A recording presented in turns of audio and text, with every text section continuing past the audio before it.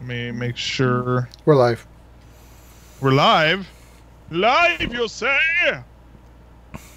I'm still waiting for this thing to load. Hang on, wait, everyone. Shell Shock Prime's way, already in the chat says, and now I wait.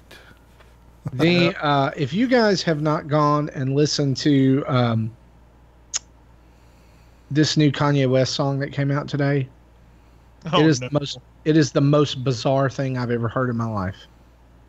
I'm gonna real quick do a sound test. Hang on. It's like a minute and a half. You owe it to yourself to go listen to it. It's the sound of a man losing his mind.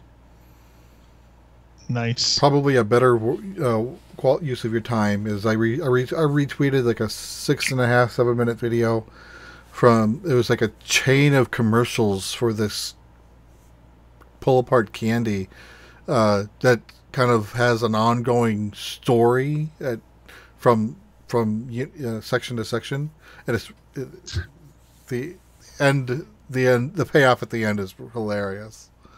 Nice. The candy has its own story. Well, it's about 3 people who are consuming this candy. Ah, okay. Wow, dude, I'm intrigued. That sounded a lot more sarcastic than I intended. Okay. Okay, I'm good to go. Seriously, though, it's worth a watch. Yeah, okay. All right, we're good to go in 3, 2, 1. Welcome to Nintendo Dads, episode 178, recorded on May 3rd, 2018.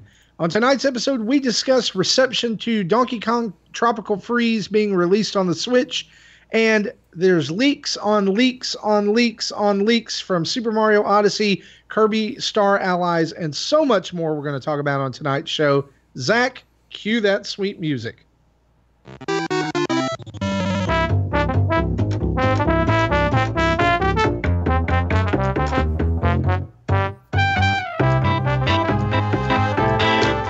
Hello, everyone, and welcome to another episode of the Nintendo Dads Podcast. My name is Zach Erickson, and tonight is May the 3rd, 2018. People are going to be getting this, and guess what, Marty? What? May the 4th be with you. Ah, and also with you. Oh, I hate that. It's the worst holiday. Speaking of the worst holiday, joining us tonight from, you know what, I already talked to Marty. Marty from the land of the South. What's going on, dude? I'm good. We're sitting here on the precipice of a new Donkey Kong game releasing, and Justin Masson is not with us. Well, that's why, I think. I think he's in bed right now preparing his body for Donkey Kong. Yeah, I think so too.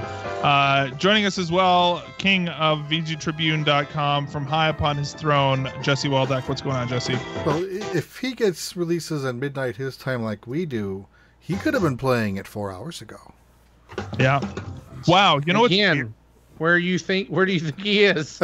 I just had the weirdest, like, this is what happens when you go on the eShop right at midnight Eastern. In the coming soon area is Donkey Kong Country Tropical Freeze, and when I go to it, it says I can purchase it from the coming soon area. That means that I can download it. Look there, it just started. This is the darkest timeline. Oh, I just realized it was available for pre-purchase anyway, wasn't it? Look. No. It says I can just buy it right now. It's on my Switch. That's awesome. What? Yay! Not going to be on mine. Ready for listening to Nintendo Dads. So that's something that just is out right now, everyone. Go and check it out, and you can watch the show while you play it. And of course, and remember why the Wii U had actually really good games. Anyways, right on, everybody. So this is the Nintendo Dads show, and we are going to talk about some Nintendo stuff, and I'm looking forward to it. It's been a while since I've been able to do this, which is always, life, man. Life has been catching up, and I can't do this as much as I like to. But I'm excited to be here tonight, everybody, and that we will get right into our news. Do it.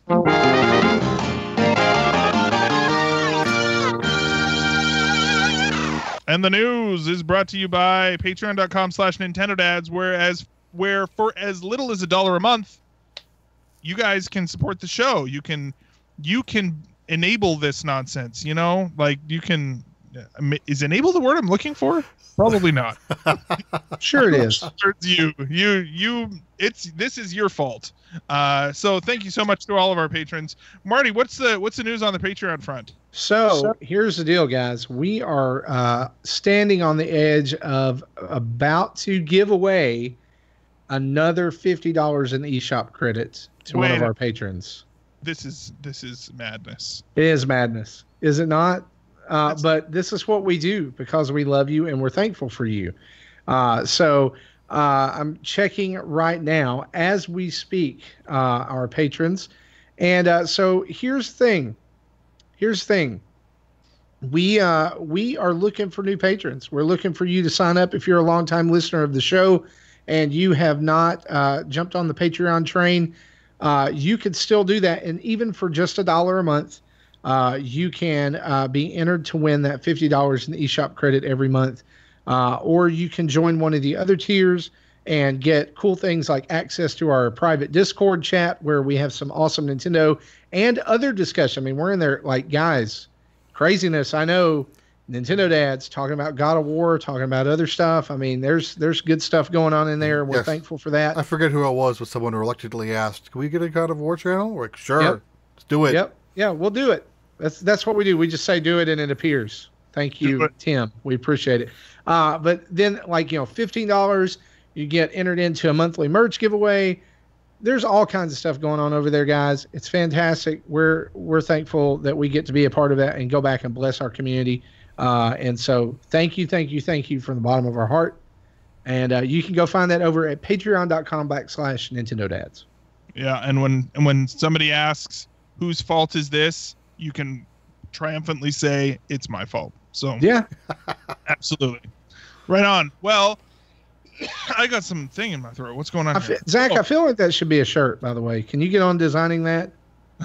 Patreon exclusive backer shirt, Nintendo Dads. It's my fault. Write it down right now. My gosh, dude, that's genius. Right on. So what we've got going on tonight, guys? We got some news, right? We got some stuff. I know we're what, 2 weeks out from Labo now. Oh yeah. I don't know if we want to do this in what we've been playing area. Maybe I'll do it then. But let's talk about Labo then because I was going to say some stuff about it, but that might be a good place. Yeah. Okay, so we'll do that there. But yeah, so what do we got in the news here today, guys? My notes are not loading as quickly as I would like. So let's talk about a couple of things, couple of big stories that came out this week. Nintendo announced sometime this week that Mii character creation is now coming soon to web browsers. Oh, wow. Yeah. You'll soon be able to create Mii characters on your laptop, desktop, phone, or tablet. All you need is, a web browser. And they specifically listed Google Chrome, Safari, Firefox, and Edge being able to be supported. And I believe this will most likely be... What? Who uses Edge, really? Yeah, really, who does? So it's the original report on this came from a website that I never heard of, JapaneseNintendo.com. Wow. But it was, put kind of circled around. It came through NintendoEverything.com, My Nintendo News. So I can only assume it's legit. But guys, here's my thing. Like, I think this is a big story, actually. And the reason for that is, Nintendo has been pretty quiet on Mii's since the Switch launched, and especially with Miiverse going away. But now all of a sudden, we're hearing rumblings of the online service being revealed, right? Not Miitopia, was it? And we're hearing, also hearing the rumblings of this happening. No, I'm sorry, My question is like, do you think they're connected? Do you think that maybe Mii's are going to play a larger role in Nintendo's upcoming online service, or is this just a way to keep Mii's alive? Since, as Jesse said, Miitopia. Yeah, Miitomo. Miitopia is a 3DS game. Yeah, it's almost similar. I can't imagine that Nintendo would put this like just as a web app. They're going to require that you log into your Nintendo account. You know what I mean? like it's all going to be server side kept on there. I can't imagine that it wouldn't be that way. So I'm wondering I don't know what the point is. There's got to be some use for them down the road. Yeah, I think that's what I'm saying. Like, why keep it alive? Smash. Oh, please, no. No, I think it is. Why keep it alive? Because it really is, it's endearing and creative, and I don't know. I think that's. But so, I mean, is it not safe to say that Mii's have like the Wii launched, and then you can make your Mii, and it was a big deal, right? And they did a ton of stuff with it. They did the Everybody Votes channel, and they did. You could put it in Mario Kart, and you could put it in different games, and it showed up everywhere, and you can interact with them. And you can even like go and download new Mii's, from the Mii channel, or what was it called? You know what I'm talking about? Like you could go in and you could see people's Mii's and download that to your console. Yeah, it's like Me Plaza, Me Parade, or something. Yeah, something like that. And then then it was a big deal. They brought them over to the 3DS, and then it was a big deal. They brought them over to the Wii U, and then Weekend Rental in the chat says Me Tinder. Me Tinder. Yeah. Oh, no, please. That's a terrible idea. But think about it, like they've de-emphasized them to the point of irrelevance.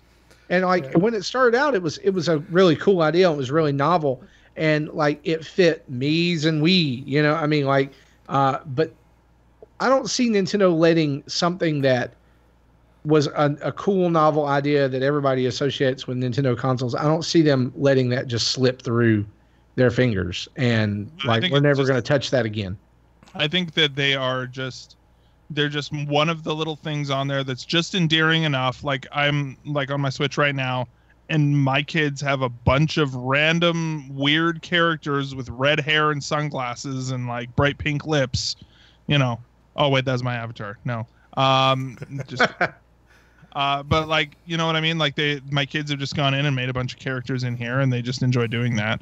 Yeah, I don't know if it's necessarily there for the same. I don't know if it's appealing to the same audience anymore.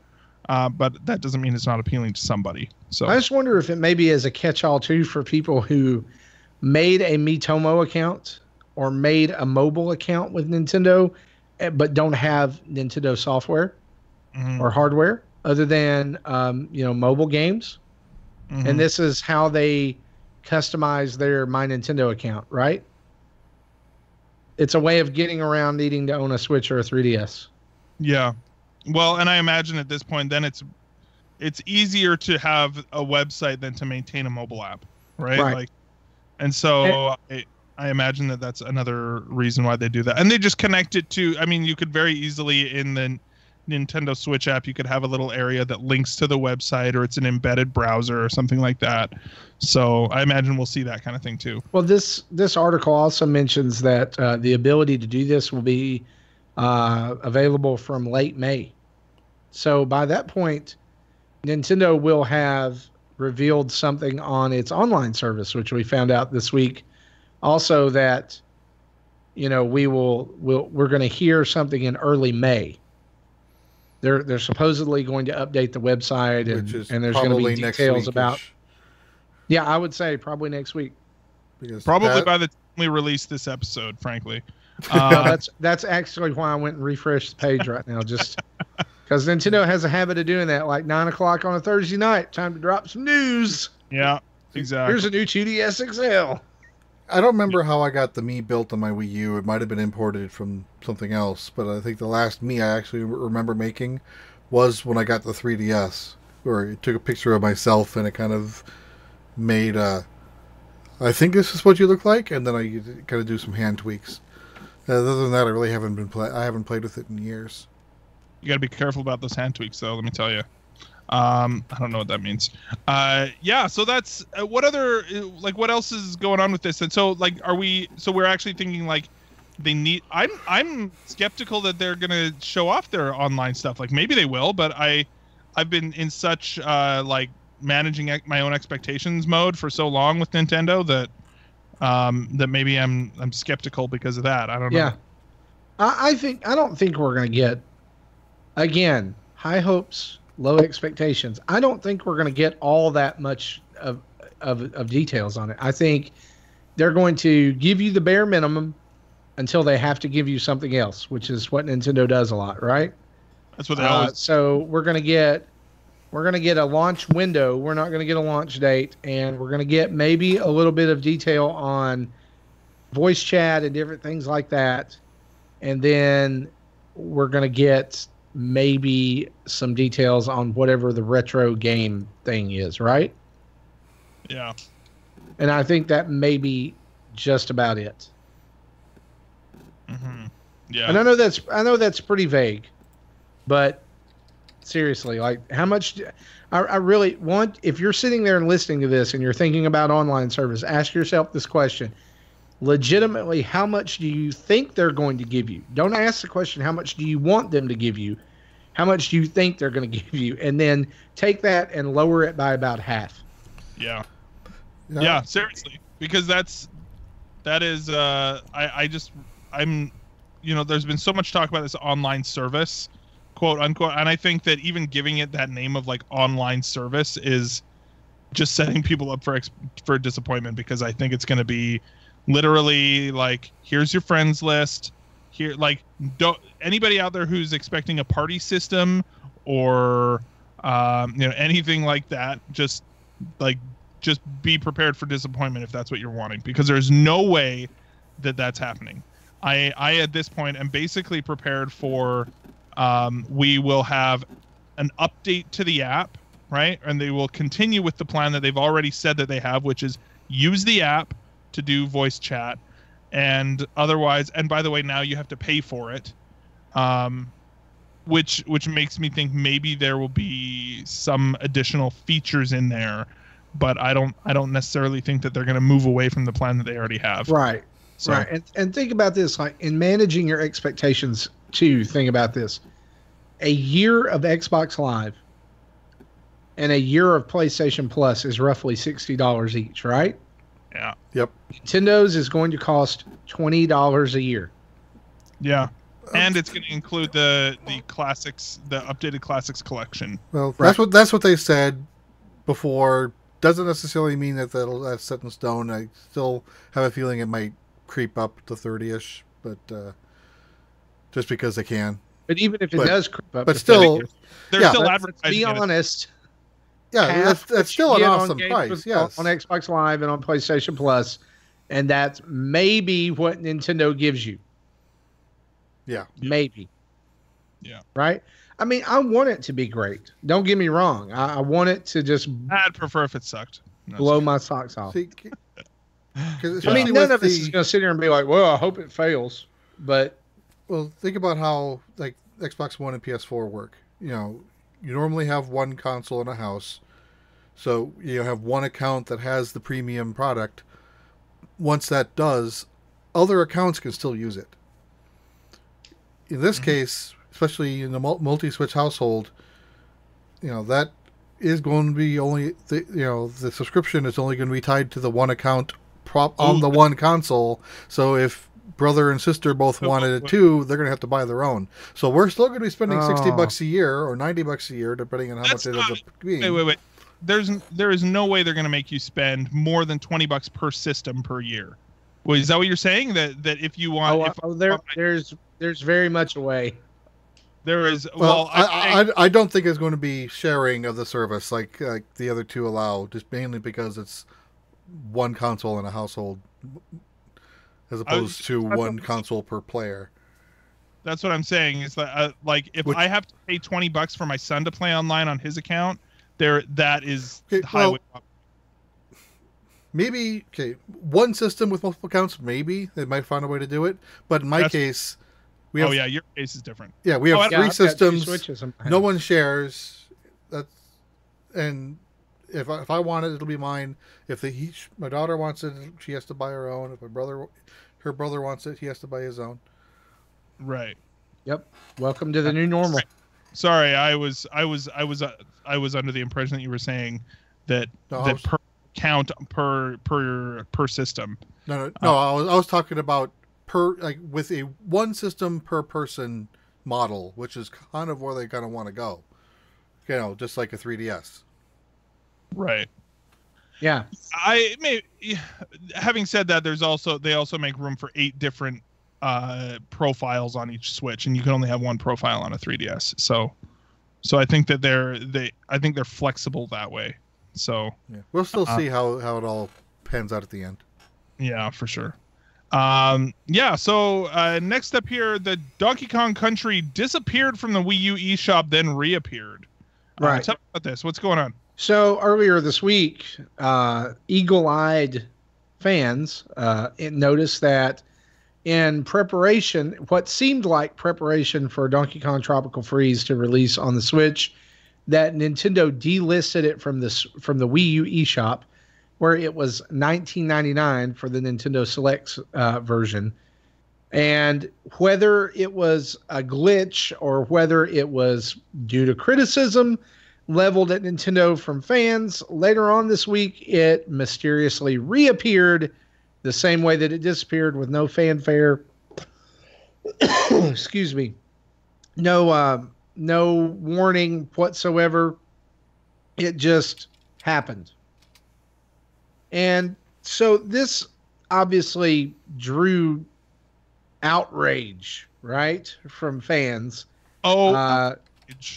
Who took to Twitter and IGN forums and all kinds of other places to talk about how horrible Nintendo is, because they waited for 4 years to buy a game, and then all of a sudden it's not there for them to buy anymore. Yeah. And I'm sorry if that sounds harsh. But honestly, all the people who were upset about this being like, it's delisted. I know I never bought it, but it's been delisted. Well, buddy, why? Why didn't you buy it? Marty, the game came out. I went back and I did some research today. This game launched in March of 2014.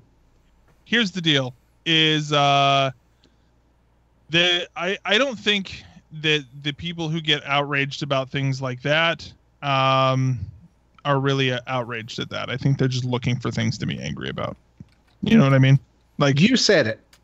I really don't. I don't think there's any other explanation for this. I think because you're right, because it does not affect them in this situation. Like, yes, I can understand why people would be, like, on principle, if that's what you want to do.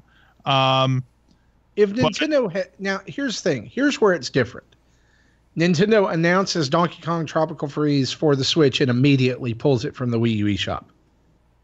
That's different, right?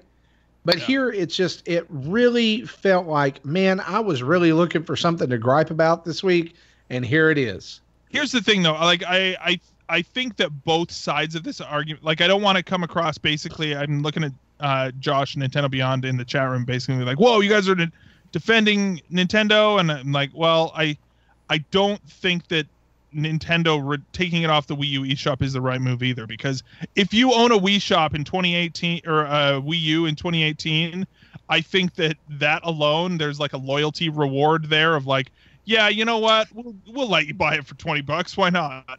Right? Like, I'm sure you can still find discs for free, for $20 out there too. But Zach, you still really want it. Let me push on that a little bit, and here's what I mean when I say that. Okay. I was telling you, this game came out in 2014. For 2 years, it was $49.99. Right. So it wasn't even a full $60 game. For 2 years, it was regular price, and actually went down, and was pretty well. You could find it pretty easily used if you wanted to. And then 2 years into the life cycle of the game, it became a Nintendo Selects, where it sat at $20 for 2 years. And so I don't buy it when somebody was like, I can't believe I can't buy it for $20 anymore. Well, why didn't you buy it for those 2 years? True. Yeah. True, so I'm not really, like, I'm not defending them delisting it from the shop. Mm-hmm. And it could just be a glitch. Who knows?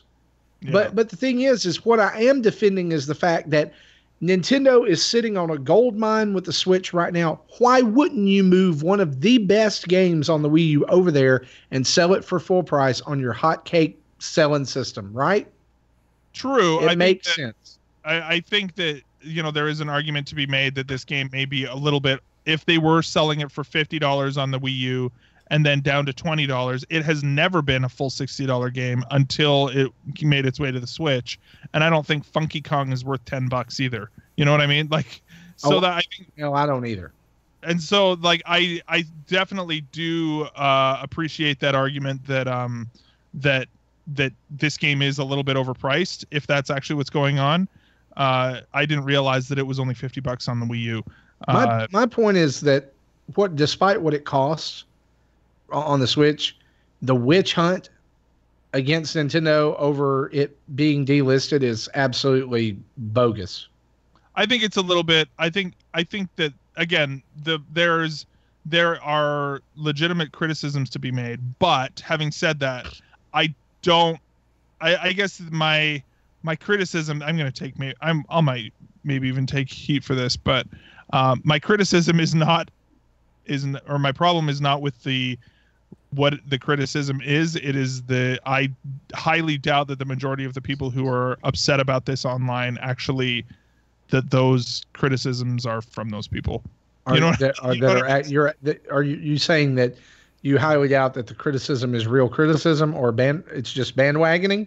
I think that there are a few people out there who are genuinely upset because they have a thoughtful argument, and then there are a lot of people who are butthurt and just want to find something to be angry on the internet about, and those people just jump on the bandwagon. Congratulations, Zach! You just described Reddit. That's just man. And so, like. But here's the thing, like I said this earlier today, and I will stand by it.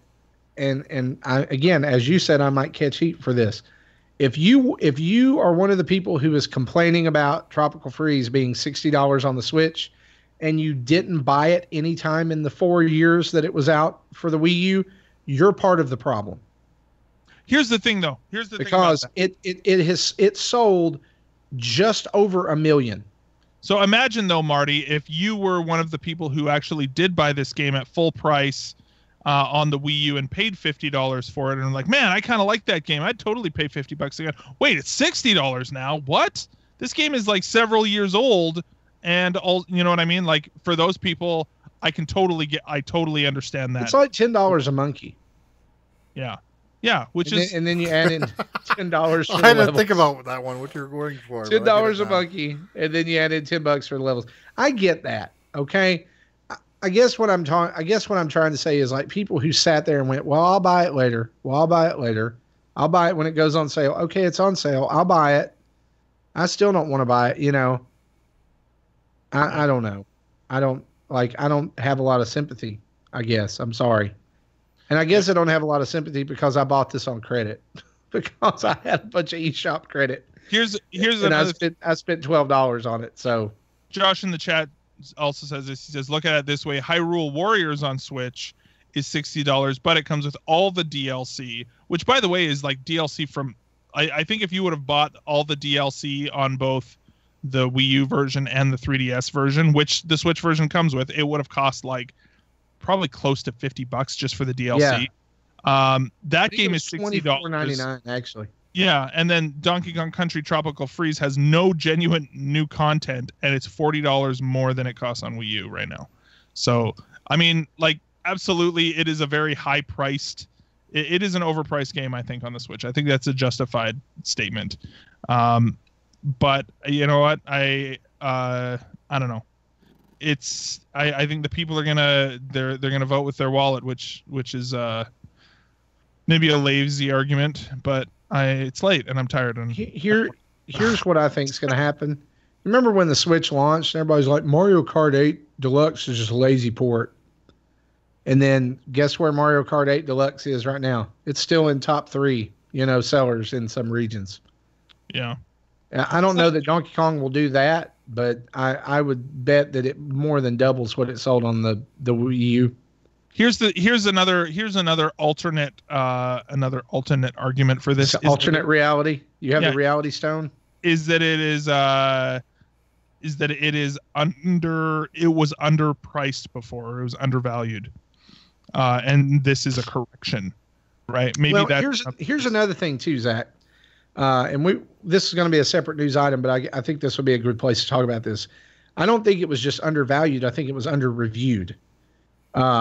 Because a lot of people, are making the argument, and it's a good argument. I think that it has legs to stand on, that this is just the same game with only Funky Kong added, right? Easy mode, basically. If so, why is it reviewing in some places 3 to 4 points higher than it did when it came out on the Wii U? Case in point, IGN's review of Donkey Kong Tropical Freeze on the Wii U was a 6. For the Switch, 9. So is it undervalued money-wise, or is it undervalued review-wise? Yeah, that's... Because it seems like everywhere I'm looking, it's reviewed better on almost every media outlet this time around than when it came out on the Wii U. They gave it a 6 last time? They gave it a 6. That's just criminal, dude. That's nuts. They gave it a 6. Yeah, that's crazy talk. There's no way that game is worth a 6. All right. Well, hey, any other thoughts on this? I don't know. If you want it, here's the thing: is if you want it, it's going to be worth it to you. If not, don't get it. You don't have to get it. Yeah. Fine. You don't. Nobody's forcing you to buy Donkey Kong. Yeah, but and look, there's no argument to be made. There's absolutely, and I don't want to hear it. The argument of, well, if I don't buy Nintendo's first-party games, there's nothing to play. Oh my gosh. No. Just go to the eShop and buy some indies. Go and buy. What was the game? I know you're excited to get. What was the shovelware that came out this week? There's some good shovelware this week. Hang on, I'm coming. Go buy Jesse's game. Project cost 70 cents. Project Construction. We'll talk about that later. Yeah, Construction Simulator. No, it's not the simulator. It is the simulator series has gone far enough that it is being ripped off. It is Professional Construction, the Simulation. So that's no. What was the other one? Don't Die, Mr. Robot DX. There you go. Okay, don't buy that. IGN did give Donkey Kong Country Tropical Freeze a 9 on Wii U. Is what's going on. On Wii U. On Wii U, that's what it says. That's what. Okay, perhaps I misread it earlier. We've got an actually, and those are good. Check Don't ourselves. get me wrong. We got a fact checker. Yeah, they did. Yeah, it was a 9 out of 10. Fact check. That we're good. Well, thank you. That's okay. Maybe it was what? Hey, you know what? Everyone. Spot that or game that did somebody. I don't know. I did see the similar stat. I just don't remember who did it. Yeah. Well, like I said, thanks. Right on. Okay. Well, having said that, what is next here on the show? On here. Actually, you know what? Why don't you guys talk about this? I gotta actually quickly run for a second, and I will be right back. So, why don't you guys start talking about this next story? Speaking of running, let's do that. Speaking of running, our favorite plumber voice actor Charles Martinet will be a playable character in Runner 3, confirmed today. Jesse, where did this is your story? You put this in. Where did you see this? Yeah, this was in a tweet by Totally Choice. I'm looking at it again. Not sure how he's associated with the game, but he posted, "No longer content to watch from the sidelines, the narrator has decided to take matters into his own hands or feet." Because he was the narrator of Runner 2. Awesome. So I'm presuming he's still the narrator of Runner 3. Oh yeah. That I think that was said from the beginning. So yeah. What? Yeah, because in Runner 2 at least, he introduced himself as his real name. This is Charles Martinet, and this is Runner 2, blah, blah, blah, blah, blah. I forget the subtitle. Gotcha. And if you go and you'll search around on any Nintendo site, there's a neat little picture of him that shows you what he's going to look like in the game. This is kind of an odd choice. This is kind of like playing as Stan Lee in the Marvel games, like the Lego Marvel games. That sounds like a fair comparison. It's kind of like I don't really understand why they put this in here, but I'm sure somebody will totally freak out about it, and it's a cool little homage to him. I think that he's been behind the scenes in video games for a long time, voice acting, narrating, doing different things, and now he gets to play. He gets to be the character. What would really be funny is if they had like Mario voicing Charles Martinet. in Runner 3. There you go. It's Inception. It's Inception. Speaking of Mario, we'll go ahead and move on while we're waiting for Zach. Mario Odyssey was data mined over the past week since the brand new update that added the Topper costume, Topper being one of the Brutals with the top hat. And, I didn't even know those guys had names until I finished the game. I just thought they were the Brutals. And you have to go in and you have to read those pamphlets, that make up the map and everything. Right. But anyway, so somebody decided to go in and data mine the rest of the costumes that are going to be available via updates for a while. So if you don't want spoilers on this, you probably want to go forward about 2 or 3 minutes in the podcast right now, and maybe even just keep going because we're going to talk about some Kirby Star Allies data mines here for just a minute. But they found out that Topper's not going to be the only one of the Brutals to lend their costume to Mario. So spoiler warning, this is it. Harriet, Rango, and Spewart are the other Brutals, and there will be a costume for each of those. There are confirmed graphics that have been released on Twitter and other Nintendo sites that have shown these, including some other long-rumored outfits that have been supposedly coming for a while. A baseball uniform, a conductor uniform, a racing outfit, a Santa outfit, and most interestingly to me, an 8-bit Mario outfit that is kind of like the Mario 64 outfit, but it turns him into like a pixelated 3D Mario, kind of like the Amiibo. Yeah, and Zombie Mario. That's something I want to go back for, is to get that 8-bit Mario. Yeah, it's going to be cool. It's like it's kind of in official Mario colors, but it's not like the Super Mario Brothers 8-bit where he's kind of like puke green and red. But the other one is, I think this is so super interesting. Zombie Mario is the last one. Mario in this costume has an axe sticking out of his head. Where is that? All of these costumes, there's been in advertisements or in a game, but where in the past? But where did this one come from? Do we know? I don't know. This one seems like out of place. Mario's never been Santa either. True. And so I'm thinking that possibly these are seasonal costumes that keep Super Mario Odyssey fresh through this year. So there may be a Halloween promotion, that has something to do with Zombie Mario, and there'll be a Christmas promotion that has something to do with Santa Mario. I was thinking the conductor uniform would be from Wii Music. Oh gosh, please no. Yeah, but yeah, it's from Wii Music. That's exactly what it's from. Baseball, of course, is an homage and a callback to the sports games. One thing that I thought was interesting is that we heard recently, that there was one of the developers, Japanese developers, was actually working for a time on a title for either the DS or the 3DS called Mario Motors. And the racing outfit, that was the place that I bought my Civic. Mario Motors. Yeah. I don't know. They gave you a good deal. Yeah, they had financing. It was pretty good. But anyway, like on the racing outfit that's been leaked, there's like Mario Motors logos. So that's kind of cool. Callback to Zach. I don't know if you're familiar, since you're just getting to come back, if you're familiar with the leak that came out this week of the new Mario Odyssey costumes.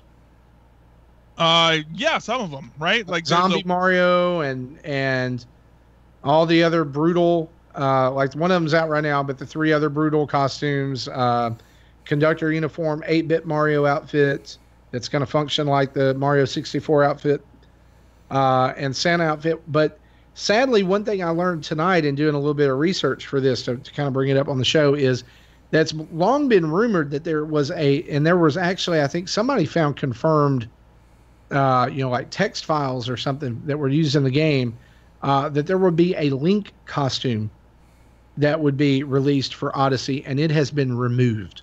Oh, All of the data that was for that has now been removed with the last update, which kind of sucks. I would have really enjoyed seeing that. Yeah, seriously. But somebody like one thing you kind of got to ask is, are they removing it because they just don't want to do it, or are they removing it because it's part of something later on? I don't know. It would really be cool if you could go to even if they thought that they might use it in the future, I wouldn't think they would remove it just to put it back in. They probably would have just kept it in and then just have it right. And it may have been that enabled. those odd files that were there were just to throw people off. I don't know. But thank you, data miners, for ruining the rest of the updates to Mario Odyssey. But also thank you to Nintendo for giving us freaking zombie Mario with an axe sticking out of his head. That's fantastic. I love it. For that, I feel like I heard it, but I didn't see them. Okay. Let me pull up something right here. Or when he throws Cappy, is he throwing just the axe, or is he actually throwing his own head? If he's throwing his own head, then look, man, you just started something. Because now, like, I want that costume right now. Yeah, or literally just like the top of his scalp, like it literally just like his little Mario brains bouncing around in there as he runs. Yeah, like the top of the skull, the whole deal. Why? Look, you guys, we have now gone down a road. Listen, what's the movie? What was that TV show? Did you ever watch Heroes with Siler, where he'd like Siler Mario? People scalps off and eats their brains. He just like cuts the top of their head out. That's exactly what it is. That's what I want. Great. Right on. Great. Okay, so go Google it, Zach, because like there's some really cool images that you'll see there. I mean, and you can tell this is not like, to me, I don't know, like it doesn't look like something a fan did, but I could be wrong. And multiple sites have taken it and run with it, so I feel like it's kind of. It should be real if it's not, is what you're saying. Right.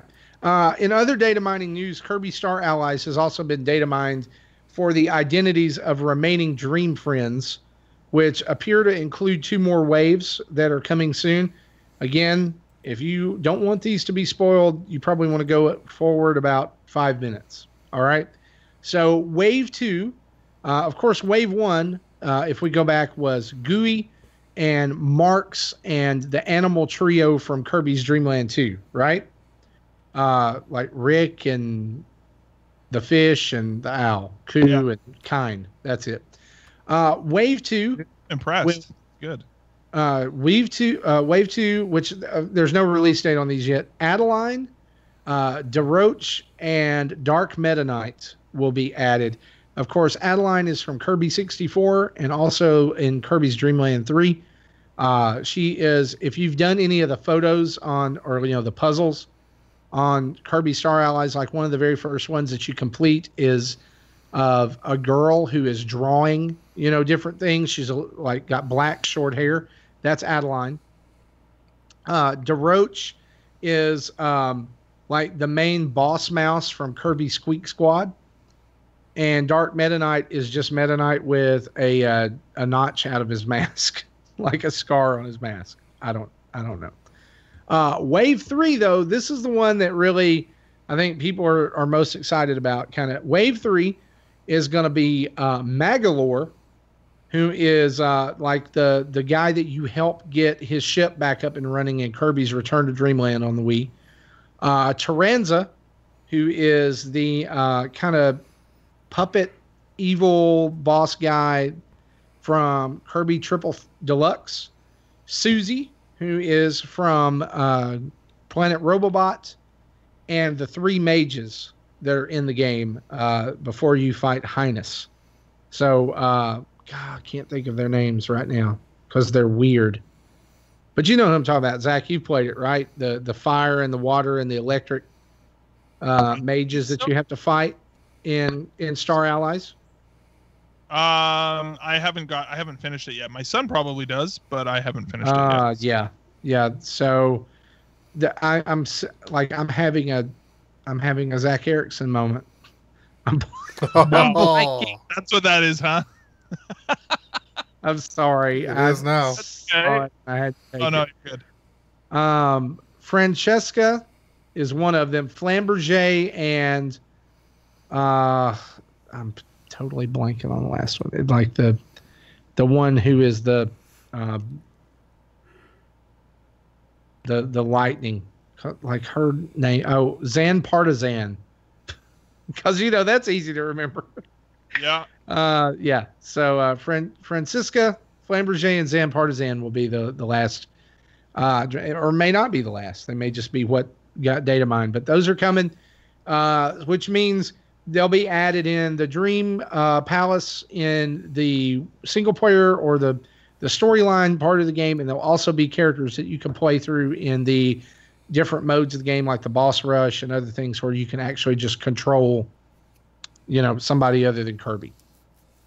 And, right now we've got DDD, Meta Knight, Waddle Dee, Rick Kaninku, Marks, and Gooey, which means that, like, by the time all this is over, this is like the ultimate Kirby universe intersection game. So, do we need to pause right here? No, you're good. I'm just going to need the recording from YouTube is all. Okay, cool. Jesse, why don't you talk about these last two little bits of news, and then we'll move on to some games that we've been playing. Yeah, so I don't think it's in the official release of Steam yet, but at least in the latest beta build is official support for the Nintendo Switch Pro Controller, so including gyro controls for games that have it supported, which I don't imagine would be many yet, since they don't. I imagine that'd have to be built into certain games. But I just thought that was kind of cool, and I saw. Well, and like the graphic of the Switch's controller is actually showing up in Steam now too, right? Yeah, and it's used for for configuration. You can remap buttons, I imagine. I haven't tried it for myself, but this is what I just saw. That's pretty cool. I mean, that's already working for other consoles, right? Yeah, I mean, you talk about like PS4 controllers working for Steam, right? Yeah, and I know that works because when I was playing Persona 5 last year, I did a lot of the end game from my PC using the PS4 remote. And every time I pushed the PS button to go back to that home screen to shut the PS4 down, it would also activate Steam. Steam would want to do stuff at the same time, and if I accidentally pushed the PS button twice, now I have Steam in big picture mode, which is just god awful on a PC. Gotcha. So it just gives people another option, right? Yeah, another option, which is never bad. Then, speaking about bad options, no, well, that remains to be seen. But the Atari VCS it was announced the other day that they're going to do pre-orders starting on May 30th via Indiegogo at an early bird price of about $200. So I'm still like, maybe, most likely, but it's not a definite yes.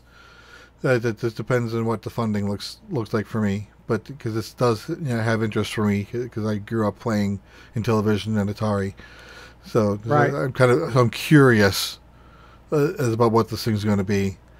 But the things I'm worried about is, they say that's the early bird price, which means the official MSRP is going to be more, which they haven't announced. And they made a reference that the controller and the classic joystick will also be available. So does that mean that the console doesn't come with one, or is this just that we can buy extras? That isn't clear yet either.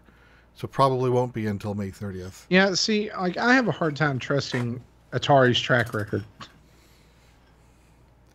Well, the Atari today is different than what Atari was in the late 80s and 90s. When they, burn their name down to the ground.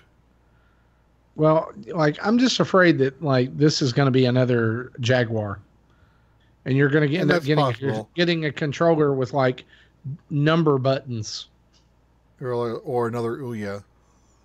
Oh yeah, and so like for people who are for people who are listening that don't know what this is, it's basically Atari's take on NES Classic, right? Kind of, yeah.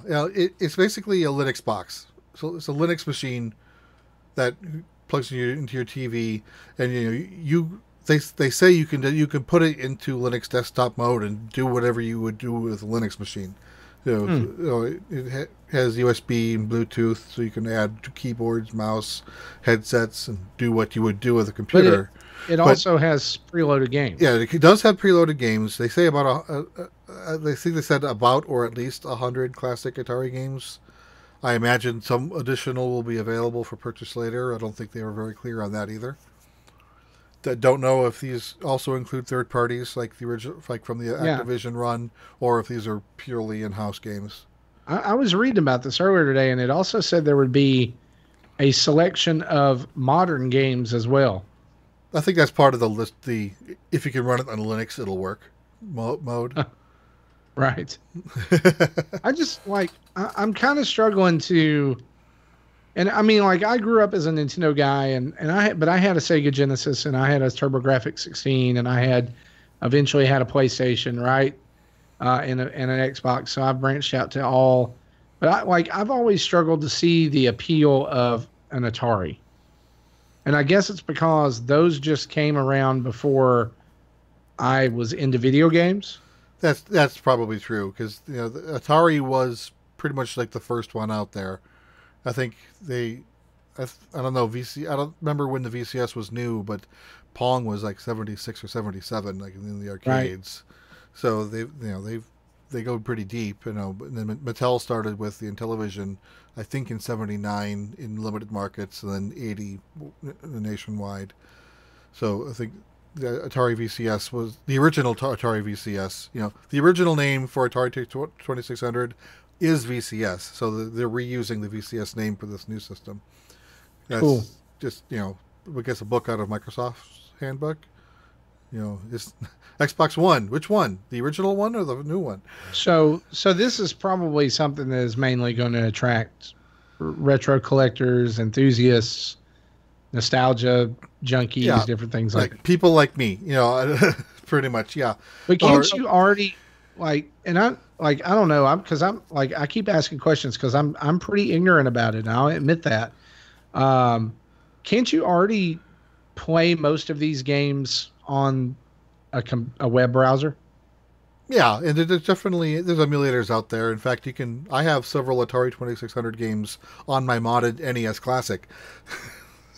Right. So the ability to play these games are out there. Depending on how legal you want to go, at least this is this turns into a legitimate way to play these old games. You don't have to worry about the piracy. Why aren't you playing DK? Because we're recording a show. Thanks, Kevin. Yeah. Yeah. So I know there are a lot of people who are against piracy and will do what they can to pay for the games that they want to pay for. So this is a way to do it, to play the old Atari games again. But again, if you're into that scene, the piracy scene, I'm sure it's that's been an option for 30 years. Marty, Jesse, I was in Walmart a few days ago. Is there already something kind of like this already out on the market? Because they've had Atari Flashbacks. I think there's like 7 or 8 different generations of them. Because they were on the shelves at Walmart, and I hadn't seen them before, and they were very it looked like an old Atari. Yeah, right? Those are like the NES Classic, where the games are packed in, but you can't do anything else with it other than just play what's in it. And I think those usually have AV inputs, so it's not going to be HD, where the Atari VCS will have HDMI. Mm-hmm. Oh, okay, that makes sense. Alrighty. A lot like the NES Classic. I mean, you can play those games on a modern TV without, an HDMI hookup, but they look like junk. Right, especially if you stretch the image to 16:9. Those they look awful. Right. So Zach, just a couple of real quick things here before we get done. Yeah. Death Road to Canada. We talked about that last week, about how the publisher had delayed that due to what had gone on up in Canada. That's right. And they have now set a new release date for the game, which is going to be May 8th. And it will also be at a 20% discount for the first 2 weeks. I have had a very significant time with this game. I can't say anything until the day of release, but I will say this. Do not sleep on this game. If you are a fan of roguelikes, if you are a fan of zombie genre games, or if you just like this game is as if the zombie genre of games and Oregon Trail had a baby. Yeah. Which, by the way, it's fantastic, and it has an awesome sense of humor. But it is very, like when you get down to it, it's tough. I have not made it to Canada on a single run. Like you have to drive in game for like 15 days. And I have not been able to I got like within 3 days of Canada on one of my first runs, and I have not been able to get back to that since.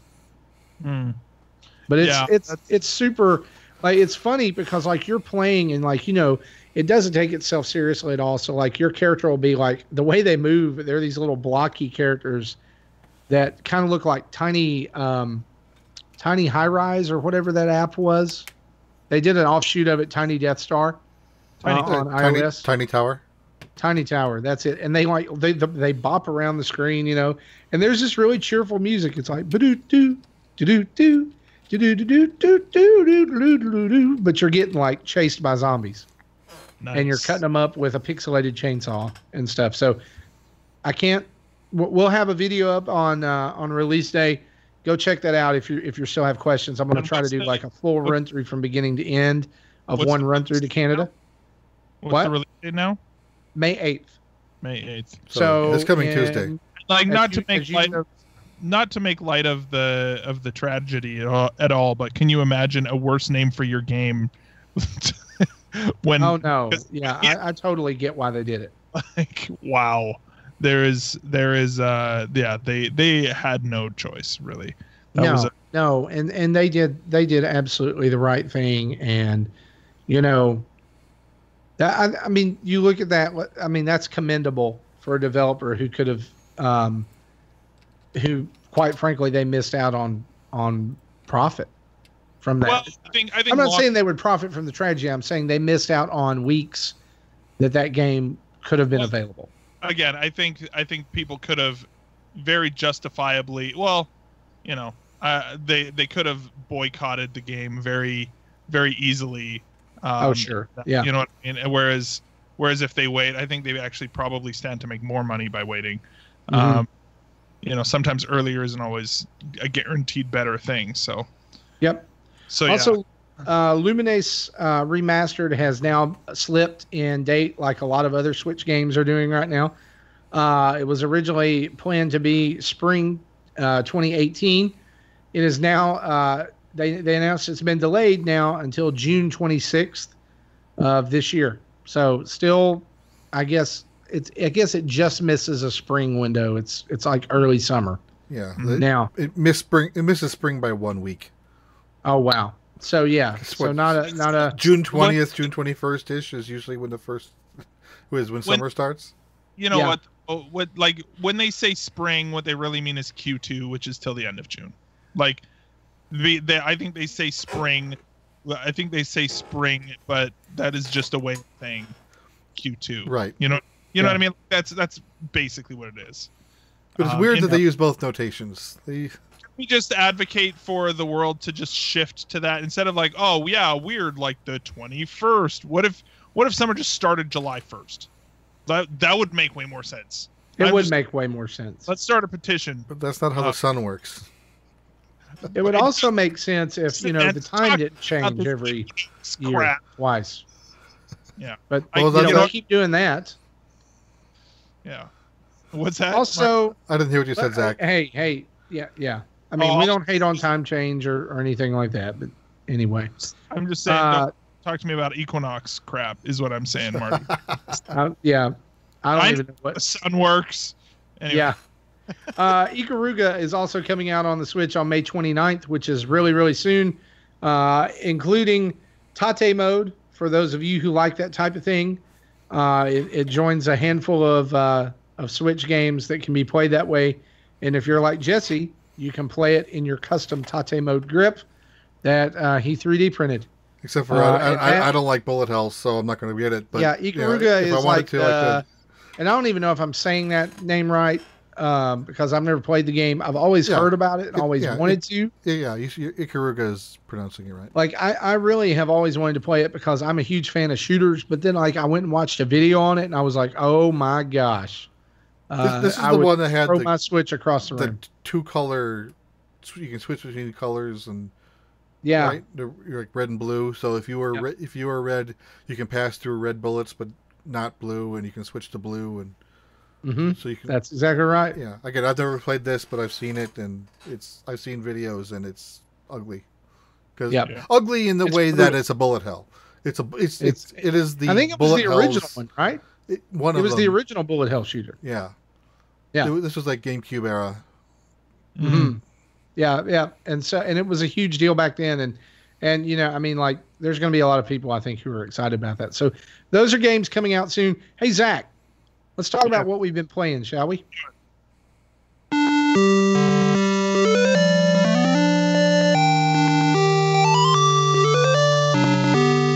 All right. And let's do it. Let's talk about what we've been playing. Marty, what have you been playing, dude? Absolutely nothing. Nothing. I'm serious. And I like how disappointing it is for me to come on to this show and say that. But like, I've had one of those weeks where I've literally not been able to play anything. Although I will say over the weekend, I did get to sit down and finish the Labo Variety Kit with my kids, which basically meant that they watched me build the motorbike. The motorbike's a little bit interesting, hey? Yeah, but I mean, it was Sundays are church days at our house. And so we're up in the mornings and we're going to church and we don't get back until like 12:30 or 1. We eat lunch with my wife's family, who we also live with. And you guys have probably heard that story if you're longtime listeners of the show. If not, it's like this huge house that's the laundry room is the go-between between two houses. So we eat lunch with them. So we'll sit around and talk and play some cards or play a game. And then I had a couple hours. I was like, you know what? I'm just going to build a motorbike. And so I started doing it. And the kids wandered by and they're like, oh, you're building a motorbike. Cool. I was like, yeah, you want to help? No. I want to go play Minecraft. Let me know when you're done. And yeah, that's exactly what they did. After I was done, though, totally into it. But Zach, you had mentioned earlier that you kind of wanted to talk about this. I have a question for you. Yes. Are you guys already seeing Labo burnout? Oh, totally. Well, here's the thing that I think one of the things that, because I almost tweeted this, but then I thought I'd hold this for the show. But basically, you know what? 1 week out after everything's built, I got a lot of cardboard sitting around my house that we're not doing a whole lot with. I don't know if your house is the same way, but once it was built, there is initial appeal of that software, and once you have seen it once, you're good. Like the motorbike, I have no desire to go play the motorbike. I don't think any of the kids really have any, there's like that sort of, I almost get the sense that it's more of like, hey, here's this little motorbike here. I want to try it out. And then they sit down with it for a couple minutes and it's like, oh, that's it. Okay, well, never mind. Well, maybe I'll try the piano, and then I'll sit down and, oh, that's it? Oh, okay. No, maybe we'll try the fishing. Oh, that's it? Right? Like, it's just a sort of circular pattern where it's not fulfilling or fun. I will say that the most use that we've gotten, or the most appealing things that my kids have that my kids have drawn themselves towards is for my son.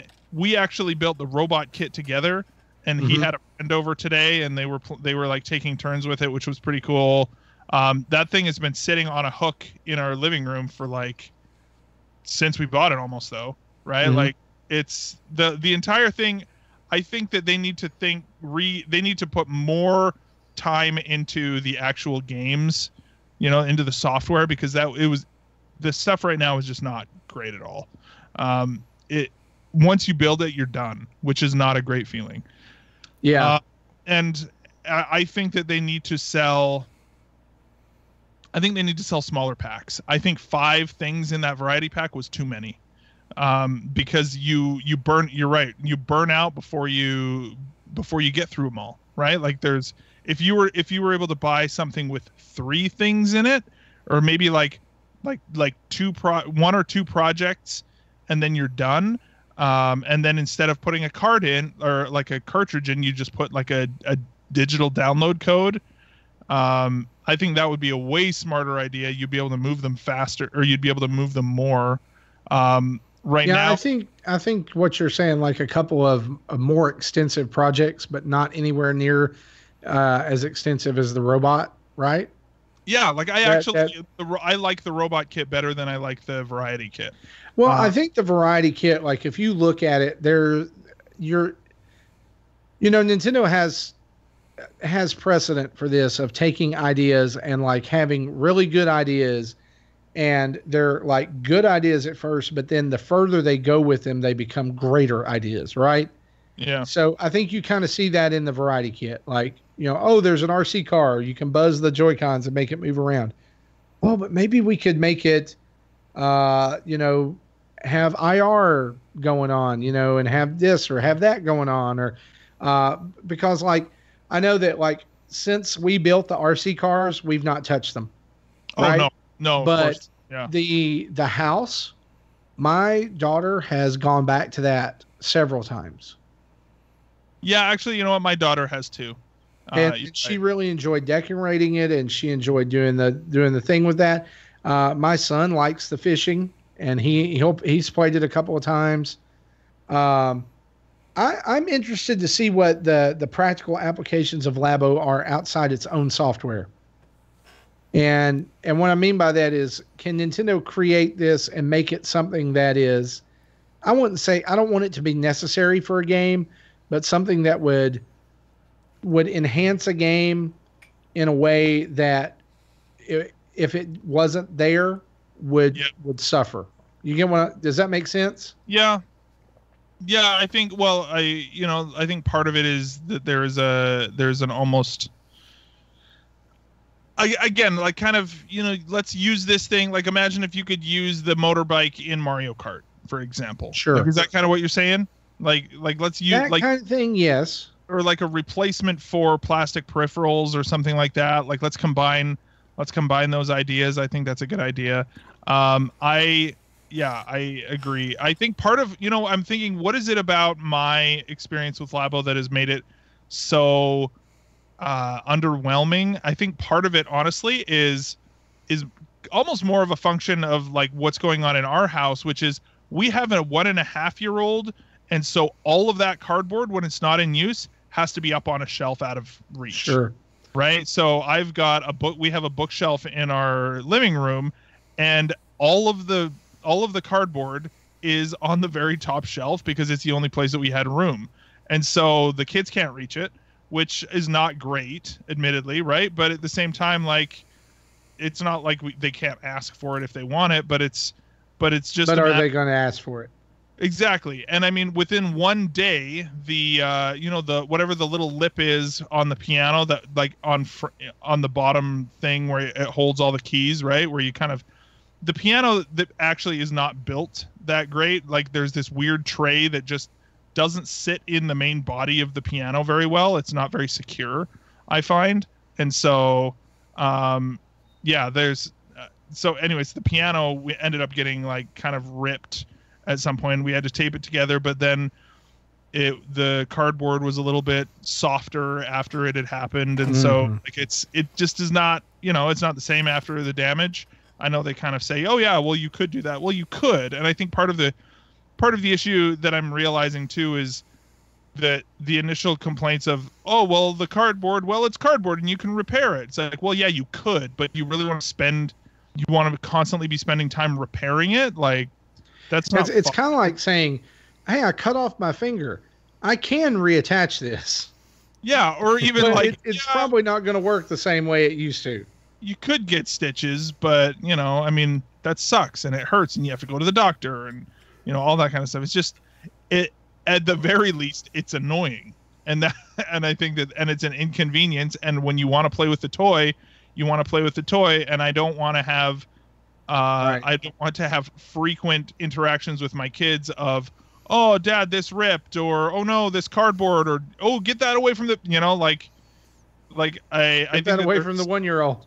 Exactly, right? Like that's not. Yeah, so. That's not fun. Yeah, we don't have that, but we have it in the box that it shipped in, right? Yeah.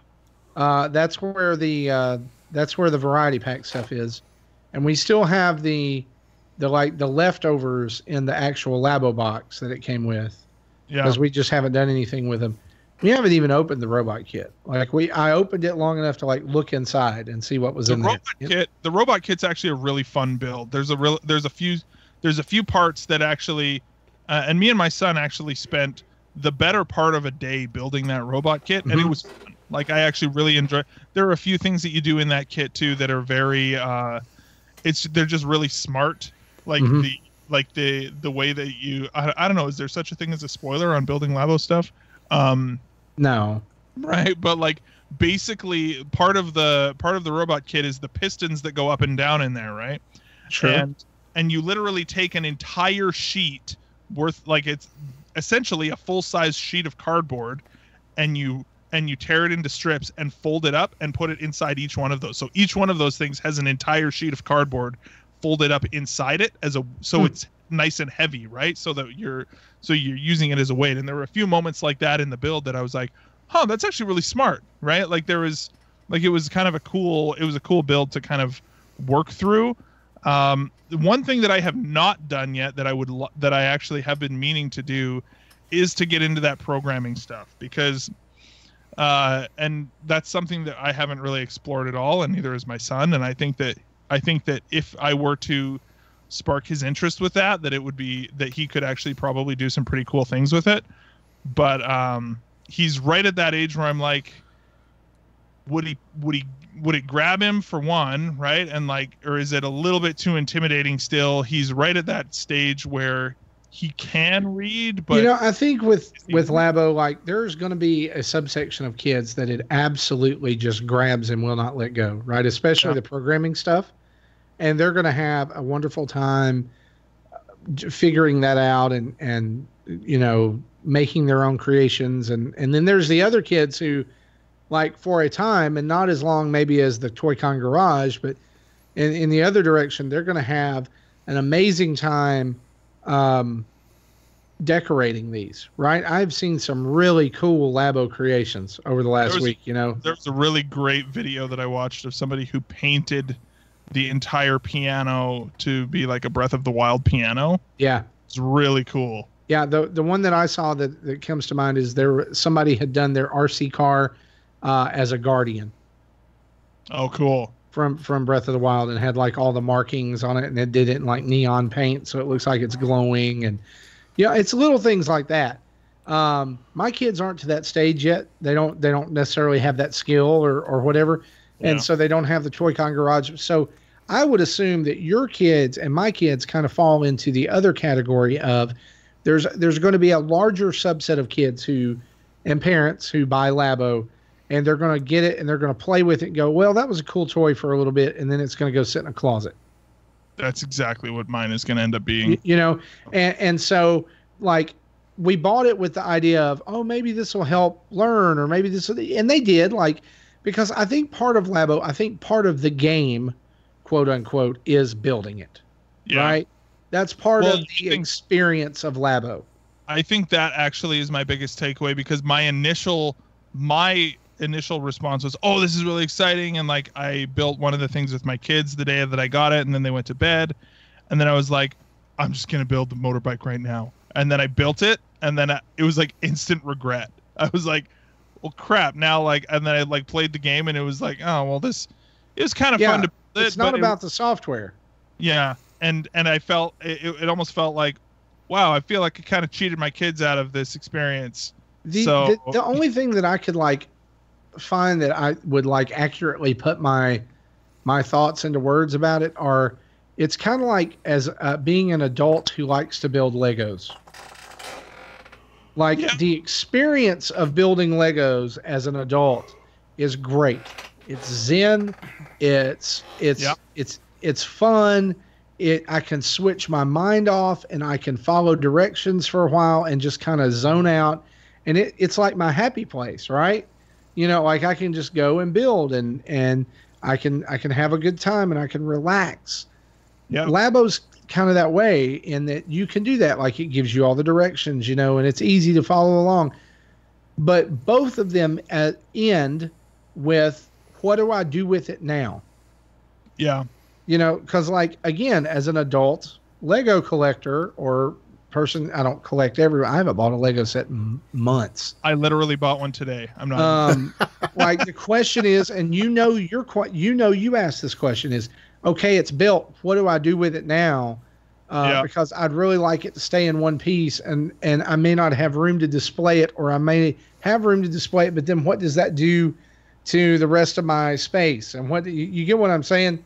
Here, Marty, look, I'll show you right now. Look, it's the Rocket Raccoon and Groot pod from Avengers Infinity War. There you go.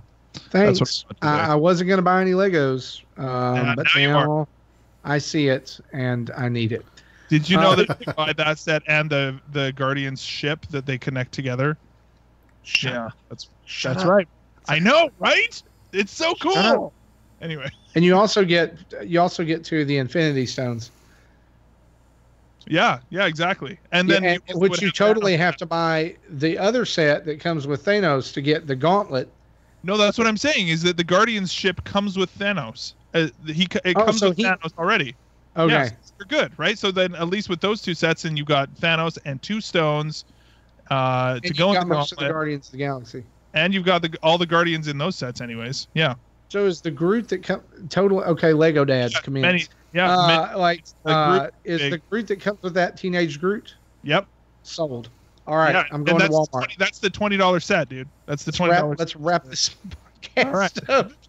Walmart right now. No, seriously. But like you know, kind of like you do this. Like when you got done with that Lego set, right? Yeah. What was your thought? You know what am I going to do with this now? It will tell you exactly what I do. Is I put it on my shelf for about 2 or 3 weeks. Then I take it apart and I just have the minifigs sitting on my shelf on the little plate that I have that has all the cool minifigs. That's what I do. Yep. Yeah. So in the end, and here's the thing, arguably in Labo, the minifig is the cartridge. Yeah, except the cartridge. So that's what I'm saying is like, what do you do with it when all the cardboard's gone? Yeah.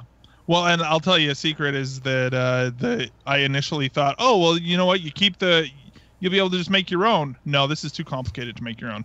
Like it's way more involved than I initially thought it would be as far as. Oh, absolutely. Yeah. Right. Like I even tried making my own RC car and it didn't work. That was just like the RC car that I made was garbage. So, like out of my own cardboard. Admittedly, I used cardstock that was too light, but like it was too thin. But how was I supposed to know that, right? So, right. So yeah, you were just magically supposed to know it, Zach. I know, right? Well, that's the thing is that it is complicated enough that you're not going to be able to. You're not going to be able to do it yourself. Yeah. So, like, I'll just say this: like, if you're listening and you haven't gotten Labo yet, if you have kids. If you haven't got, don't let this be all doom and gloom, and don't buy Labo. But if you have a reservation on it, here's what I would say: like, if you feel that reservation in your mind, I would just pick one of the sets instead of just going whole hog and jumping in on both, like I did. Yeah. I mean, I'm still looking forward to the robot build, but yeah. Like, that my robot question, built pretty rad, dude. my question now is, like, if my box is full with the variety kit, where am I going to put the robot stuff? Actually, safe? the robot kit, the way it's designed, they teach you this in the game, is the robot kit is designed so that when you're not using it, it has a hook on it so that you can hang it up on like a coat rack or a hook, Okay. right? And the handles and the feet things and the little screw knobs, whatever, and the headset or the visor, they all actually, you can open the top and put all of them inside. So that's fantastic. So when you're done, you literally just hang this box on the wall and you're done. So that's great. So I think that's actually part of why I like the robot suit so much, is because when you're not using it, it's literally like, yes, you have a huge cardboard box on your wall, but that's all that you have. You don't have all these stupid pieces everywhere, which is exactly my problem with the variety kit right now. Is I have a like a freaking Rubbermaid full of little knick-knack things that I'm sure I'm going to lose the button for the house or the cat knob for the piano, or you know what I mean? And like, that's just a matter of time, which is super annoying because, here's another thing that is annoying to me is that they give you absolutely zero extra reflector tape or, you know what I mean? Punch stickers. Like, I know all about that. There is zero extra. Like, if you accidentally put that reflector tape on the wrong spot and have to take it off, and heaven forbid you know the paper comes off the cardboard and you ruin that little strip of reflector tape, you're SOL. Like, too bad, because there is no extra. They don't give you any extra, which is just, I think, is just really dumb.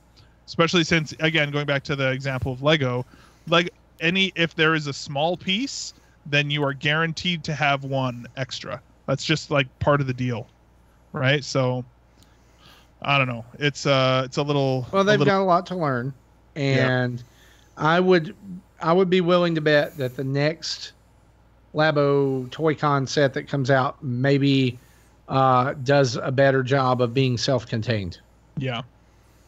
Although we may be, with some of the things that we've seen, like the pedal and the steering. I think there was a steering wheel, right, and the bird. We may be headed for variety kit number 2. And here's the thing, though, is that I will probably, we'll probably get it for the show anyways, but just for more review purposes than anything else. But I feel like I feel like my biggest takeaway for it is going to be, for myself, pace myself and just like, okay, well, I don't have to freaking, like, as exciting as it might be, this is not the kind. This is the kind of thing that you really do kind of just need to let your kids do it. You know what I mean? Because that's the most exciting part. And I'm not gonna be like, oh my gosh, I'm so excited now. I just don't want to, I'm gonna build this at least one of the things in the variety pack myself. If I do that, I know that they're not gonna get as much out of it either, and that sucks for them. So yeah. So, and again, it's just one thing, but I think part of it is that then it'll last longer, maybe, is the other thing, right? It was like, we got more stuff to build, and then at least maybe see if they're going to burn out on it before, because it sounds like that's what you're saying, Marty, is that for you, your kids were like, by the end, they were like, no, I don't want to build anymore. So, well, it's not that they don't want to build. It's just that we did the motorbike at a kind of inconvenient time. Oh, I see. Yeah. I was like, I've got to get this done. I've got to get, it's been sitting down on my table. I got to get it done. You've still got that robot kit to do too, hey? Yeah. And I'm going to ask them to help me with that. We'll see how that goes. Yeah. Right on. I do have one more game that I wanted to talk about briefly. I have been playing, when I can, I have been playing South Park: The Stick of Truth, or no, what's it called? The Fractured But Whole. And that game is really funny. It's not, it's not for the kids, obviously. If I have to tell you that, then welcome to 2018. There's this show called South Park that you shouldn't let kids watch. Welcome to 1999. Exactly. So there's it is a South Park game, but it's it's kind of, I I don't know if either of you guys played the Stick of Truth. But this game has, it's basically kind of a combination of like a point and click adventure in one part, where you're kind of wandering around the environments and looking for things, and it's sort of like an open world RPG in that sense. And then the other one, it has turn-based grid combat, which I know, Jesse, is your favorite. So, yeah, I did play like the first chapter-ish of Stick of Truth. The overworld was kind of the same thing. You explored the city, collecting things. It's just like straight out of the game. Doing side quests. Yeah, the craziest thing about this game is that it looks exactly like playing an episode of South Park. Yeah, the difference is the combat in the first game wasn't grid based. It was more just your standard Final Fantasy static locations. But with the new game, they do add the grid based, like Radiant Historia. I've used that example. Yeah. Yeah, so this game is, you've got your superheroes, my guy, you're the new kid. And yeah, so I think that's, so my kid, I picked like the brawler. And so I love the costumes too, where they're like, where he's, like the human mosquito, and he's got, what is it? Like a vuvuzela, whatever that horn is. Oh no. Like kind of inverted on his face, so it's like the mosquito stinger. Right. My guy I chose not the Thing, he's a big rocky guy, and he's got like egg cartons glued to his body all over. It's pretty funny. So it's cool. I like it. It's definitely not for everybody. If you like South Park, you'll like this game. I actually am not I've never really gotten into South Park, but it has very irreverent humor. And so if you are offended by bad words or mature themes, then this is not for you. But if you enjoy that kind of irreverent humor, then it still might not be for you, because it goes pretty far. Like like the show pulls no punches, the game pulls no punches. Yeah, exactly. Yeah. So that is South Park: The Stick of Truth. No, it's not. Whatever. the fractured bit hole. It was so funny. My son, again, I sometimes forget now, he's like almost all the way through grade 2, and he's like, "Dad, why do you have a game called The Fractured Butthole on our Switch?" And I'm like, that is why there's parental controls on this thing. So, anyway. So, Marty, Marty hasn't been playing anything else. Jesse, what about you, man? All right. So, before I get into the name of this game, do you remember a little company called Skunk Software? Does it ring a bell at all? Maybe. All right. So, about 2 years ago, I mentioned that I bought a package of mediocre games from Skunk Software that they literally gave away for free. It didn't cost me anything, just because when the Wii U, if I bought a game on a discount on the Wii U, you still got the full gold coins for it. Right. So I downloaded it just to get the gold coins. So does this ring a bell, or did? And what was it called? I don't remember what that was called, but it was like the Skunk game pack or something is pretty much what it was. Yeah. Anyway, so this is a game from Skunk Software for the new 3DS called 3D Retro Dungeon Puzzle Challenge. Wow. Then they're selling it for 70 cents. What? So I figured, okay, I'll throw $1 at this and see what this is. Watch this dumpster fire. And the graphics kind of remind me of like Quake and Doom back in the early 90s. And the whole thing is like, I think I played it for 15 or 20 minutes and I got to the final boss. But then that thing has kicked my butt.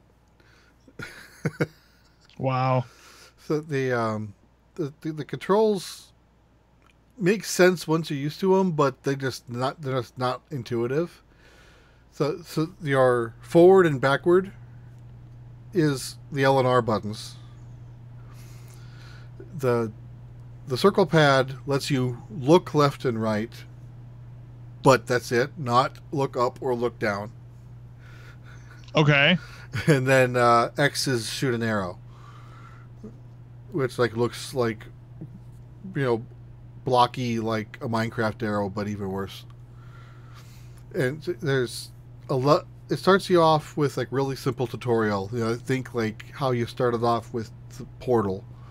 Level 1 in Portal was literally. It was literally move. Move. Put this block on a button to open the door and walk out it. It's just learn the controls, find the exit, learn the concept of keys. See that imp over there? Don't go near it. Let him sleep, because if you wake him up, he'll kill you. so there's literally just 11 stages in this game, with the 11th one being the final boss, and a few of them are a little tricky. And if you really get stumped on how to solve it, if at the menu select, there's a button that says spoiler, and it kind of explains how to beat the level. So I did the spoiler for the final boss and read what I'm supposed to do. I'm like, okay, I still don't know if I can pull that one off, just because if it was a dual stick shooter movement, I think I might have better luck. Because you ultimately need to be moving in a different direction you're facing, but you can't do that here. Because you have to constantly avoid getting shot at while you're trying to shoot at it, which means optimally you want to strafe, but there is no strafing in this game. Your only movement is forward or backward.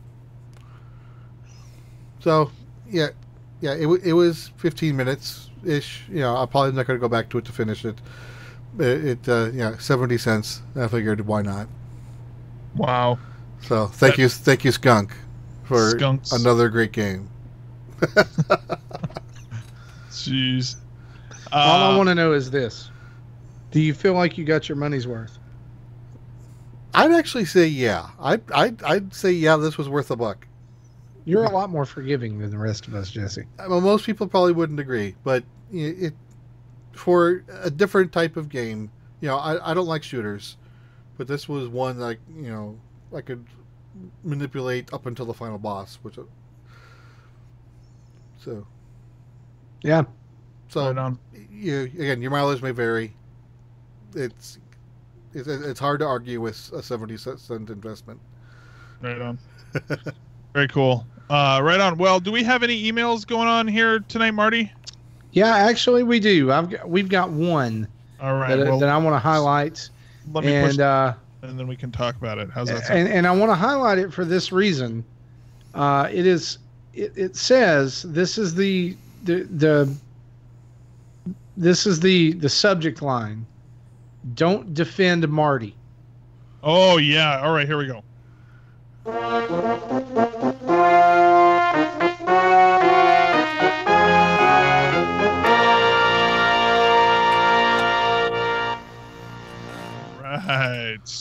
Marty, do you want to read it? Yeah, I'll read it. Yeah, I'll read this. This is from Travis, and he writes this: "Hello, dads. First, I would like to say that you are all fine fellows." Well, thank you, Travis. We appreciate that. I listen regularly and write occasionally, although it's been quite a while since I wrote last. Today, I am writing because I wrote an email a few weeks ago someone wrote an email a few weeks ago entitled "In Defense of Marty," or something to that effect. I'm not sure what this person was defending that Marty said, because after I heard the words "in defense of Marty," everything that followed just sounded like an adult from Charlie Brown. Why do I say this? Donkey Kong Country Tropical Freeze. Or maybe it was Donkey Kong Country Returns. I can't remember. The point is, who removes either of those games from a top 10 list because they're too hard? I'll tell you who. My children. My son is 2 and my daughter is 7 months old. I can understand them removing those games from the list due to their difficulty because they still poop their pants. However, Marty is a grown man who does not poop his pants. And I would like to say at this point, you are absolutely correct. And thank you for, I don't know who you are and how you know my intimate details of my life, but you are right. You know what? I don't know. I prove it. No, I'm not proving it. No, that's a little too far for this show. Justin has already taken his shirt off. I'm not doing the other just to prove I don't poop my pants. There's a burden of proof there is a claim that has been made, and now you must prove. I'll just track. How about I track it? Well, there's an app for that, I'm sure. Pantspoop.com. Listen, I don't know. Listen, Marty, you know what? Accidents happen, man, and there's no shame in that, and it happens to the best of us. It's no big deal. Well, all right. Anyway, moving on. He then writes this. Baby want a bottle. Oh. I was thinking about this morning as I skimmed a Nintendo Life review of Tropical Freeze on the Switch. I saw the new Funky Mode logo on the box and thought, perhaps Marty can handle it this time around. Perhaps not. My wife is not a gamer in the sense that I am, though she does join in on Mario, both 2D and 3D, as well as Mario Kart, Nintendo Land, the Rayman games, as well as both Donkey Kong Country Returns and Tropical Freeze. We've also been playing a lot of Lovers in a Dangerous Space-Time, which I highly recommend. She didn't grow up gaming. I had to lovingly and patiently ease her into it and tell her often that some of the times I find her the cutest is when she tackles a level in a platformer with ease. That's why I call you out for your atrocities, kind sir. My wife and I beat both of these Donkey Kong games. Were there times she wanted to give up? You better believe me, but she didn't. It probably took us 100 attempts to kill that stupid owl at the end of Tropical Freeze, but we did it. And if he or the polar bear in a half pipe ever show up again in a sequel, we'll gladly jump on their heads until they die again. Because that's what you do. You don't quit, and you don't knock masterpieces off the top 10 list because you can't handle the pressure, unless you still poop your pants. Then you can do whatever you want. I actually think you're great, Marty. I appreciate everything you do, but I just need to get that off my chest. Now, excuse me while I go listen to the Donkey Kong rap. Thank you for hearing me out, Travis. All right. Here's the response, Travis. And you can go and check out my personal Twitter feed and get this today. Somehow, some way, because of that one time, my very first show on Nintendo Dads, knocking this game off our top 10, I have been labeled as a Donkey Kong hater.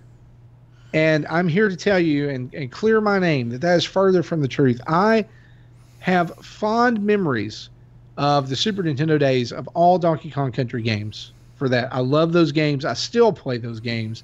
I still think they hold up, even from the 16-bit era. Donkey Kong Country Returns, played it, beat it. Donkey Kong Country Tropical Freeze, played it, beat it. However, I did not do it with a partner. I did it by myself. That being said, I still stand by my decision to take it off the top 10. And the reason being is that going back and thinking about that list, there were no other games that I could remove in good conscience. I'm not taking Smash Brothers off. I'm not taking Mario 3D World off. I'm not taking I'm not going to take any of those games that were on there. I'm not going to take those off in favor of Donkey Kong, which to its detriment, I found to be too difficult. Now, when I say too difficult, it doesn't mean that it was too difficult for people to complete. I meant that it was too difficult in the sense that for the subject material and what it was, it just became too difficult for a game that seemingly was marketed toward families and children, and for that, I had to give it a pass. Does that mean I'm not picking up Donkey Kong Country Tropical Freeze? No, it's sitting here on my Switch right now. I'm buying it again. I'm going to go through it again because I think it was a great game. Masterpiece, I don't know that I would say that, but I don't hate Donkey Kong. I'm down with the Kong, man. I'm ready to play as Donkey Kong and Rayman, or Mario and Rabbids Kingdom Battle. I like Donkey Kong. I love Donkey Kong. I don't know what else people want me to say, but I will say this. I love Donkey Kong, but Donkey Kong 64 is still a big steaming pile of crap. And that you can't change my mind. Sorry. But, man, thanks for your input. I understand. Sometimes I say some things on here. People don't like them. It's okay. Well, it's part of being on a podcast, right? Here's the thing, though, is that I think that it's one thing to say, I guess maybe it's late and I'm crabby right now, but I'm just looking at this. I don't want to let the brazen dismissiveness of this email, I don't know, the condescending tone go completely unnoticed and unchallenged either.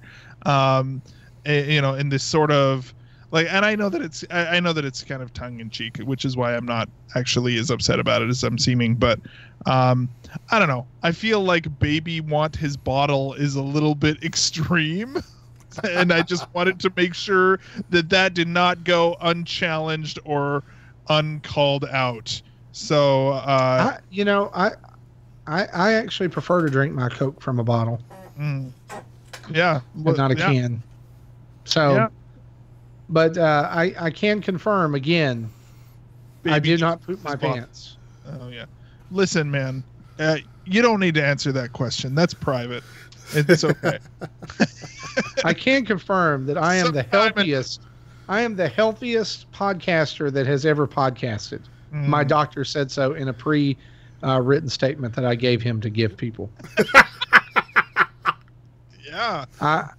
It's true. It's true. It's so true. Yeah, the truest. I am the healthiest. Never before in the history of all podcasts has there been a podcaster as healthy as you. And if you... Does your doctor have a mustache and throw pills around? Yeah, he does actually. And when I ask him, he always surprises me when he walks through the door because he throws the door open when he comes and visits, and he says, "It's me." He just likes to say that a lot. I don't know why. Yeah, right on. But that's all of our mail. If you guys want to write mail, you can do that. We'll read it and we'll respond to it. Yeah, that's right on. What we do with mail. Yeah. By the way, is it this week that One Up Box made their announcement? Yeah. So usually our end of the show here is sponsored by One Up Box. From this show forward, sadly, guys, that will not be happening. One Up Box is ending as of April 2018. This is going to be their last box. And so we want to say thanks to One Up Box for sponsoring the show for so long and always sending us cool stuff. I have several stickers on my laptop that I'm doing this show from that came out of One Up Box, including a Smash Brothers sticker, Pokemon stickers, and other things. And so it's just kind of sad.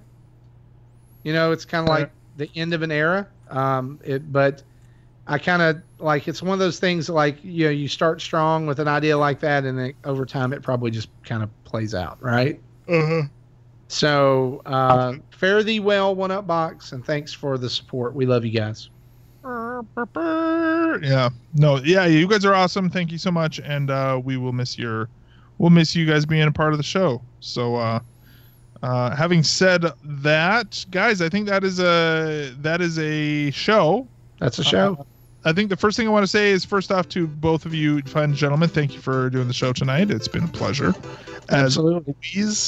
As well, thank you to our Patreon producers, Chris, Dave, and Timothy. You guys are awesome.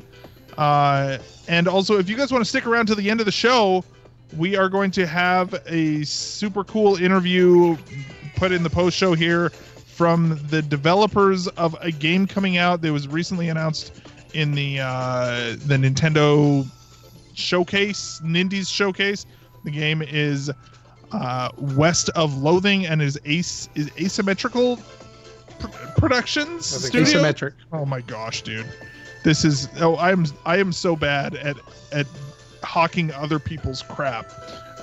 Anyway, it's not crap. It's actually got it's got lots of great reviews on other platforms, and it's coming to the Switch soon. Check out the interview. I think you guys will really like it. Huge thanks to all of our supporters over on patreon.com/NintendoDads. If you want to follow us on all the social medias, go to Twitter, Facebook, or Instagram at NintendoDads. If you want to email us, nintendodads@gmail.com. Watch our videos and our faces on Twitch or YouTube. Search for Nintendo Dads and you'll find us. Call in and leave us a voicemail, 929-25-NDADS. That's 929-256-3237. Huge thanks to OC Remix for our music throughout the show. And of course, if you want to change the world, go to iTunes and leave us a 5-star review. Written reviews are even better. And of course, if you want to subscribe, go to iTunes, Stitcher, Google Play, and of course, VGTribune.com for me, for Jesse, for Marty, and for the Sleeping Beauty Justin. We will see you next time. Bye-bye.